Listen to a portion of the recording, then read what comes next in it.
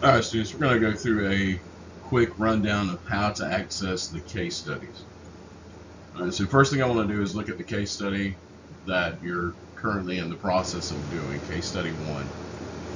So for case study 1, you're tasked with answering case 2.1, question 6 in the business ethics book. That is the Shaw Business Ethics book. So we're going to go back to our modules.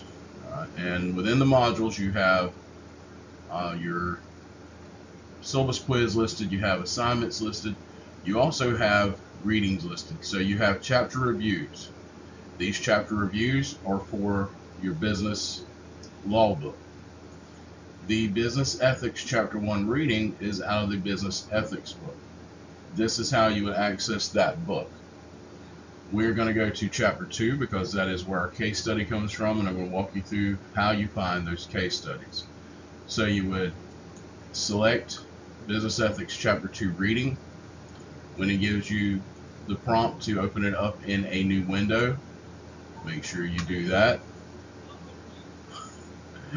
And it's telling me I'm not registered, which I know I am because this is what I work with. Let me try this again. I'm just going to break everything.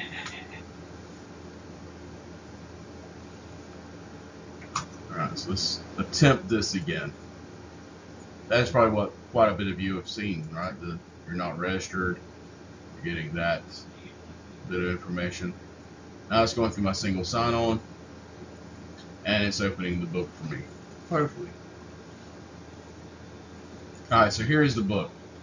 Now, I haven't opened to that case, but let me walk you through how to get to the case. So if you're in the table of contents, you're in that table of contents, and you scroll to the bottom of the chapter. So you go to chapter 2,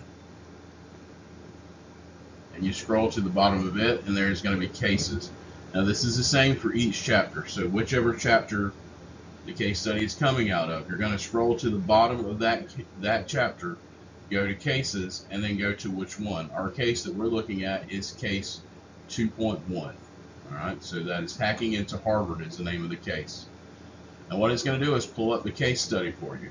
You're going to have this case that's setting here. It's going to give you background information. It's going to talk about what has happened. It's going to give you views from different commentators on it. And then you're going to look for the question. Now, keep in mind, remember ours was case 2.1, question 6. I have it highlighted. It's not going to be highlighted in yours, of course, but question 6. Question 6 is one of the applicants admits he used poor judgment, but believes that his ethics should not be questioned. Alright, so what do you think he means? Then it goes through a few steps. You're going to address all these little questions that it brings up in your case study. So when you submit your document, you've gone through the process, you've read through the chapters. So you should at this point go through chapter 1 and 2 just to make sure that you're understanding everything that has happened prior to this in the book that is giving you those different viewpoints, those different types of theories. You're going to look at this case study and then work on this, and it's going to ask you questions each time you see a question mark. Alright, each time you see a question mark, that is a point you must address in your case study. You're graded on whether or not you address all the questions asked in this. So what do you think he means? It's a question, right? So each time you see a question mark, that is where you will make a point. You will answer the question within your case study.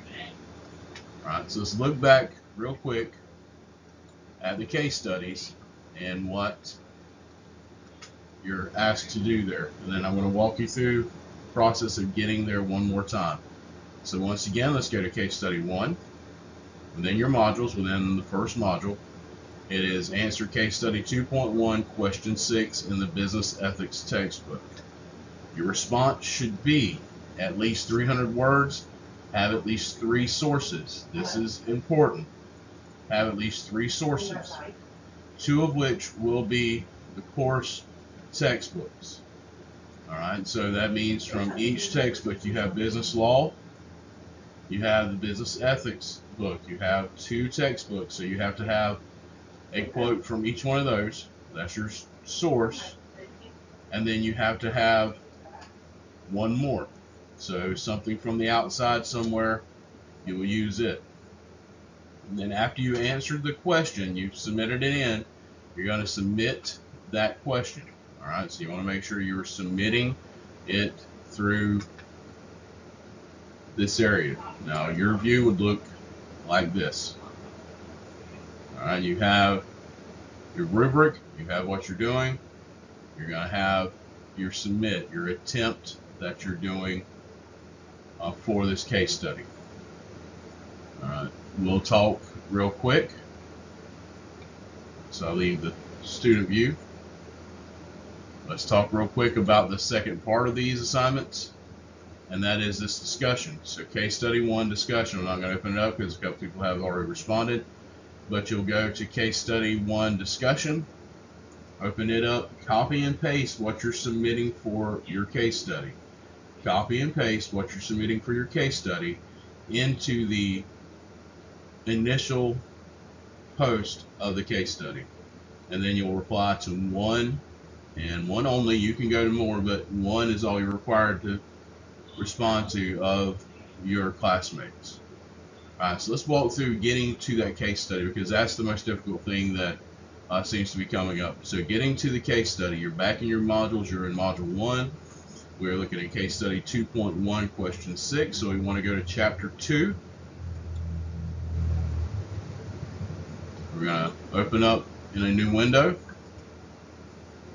Let it go through its process. It's signing on. Once you have entered your Cengage Unlimited code, it would take you through the steps. You're going to go to your menu, your table of contents. You need to be in chapter 2. Make sure you are in chapter 2. And then you're going to go through this process. If you opened it up through the modules correctly, it'll automatically take you to chapter 2. Then you're going to need to go down to the cases. Once you get to the table of contents, hacking into Harvard, read the whole case, and then answer question 6. All right, so I hope this is helpful. I hope it does give you some clarity on how you get to these. If you still have questions, please reach out to me. Those of you that are in the in-person class, when we meet on Thursday of this week, which is the second week that I'm posting this in, so in our second week, we'll meet this Thursday. When we meet, you can ask me questions then also. I'm going to go over this. We're going to discuss the case a little bit. We'll go through the process of getting to this one more time.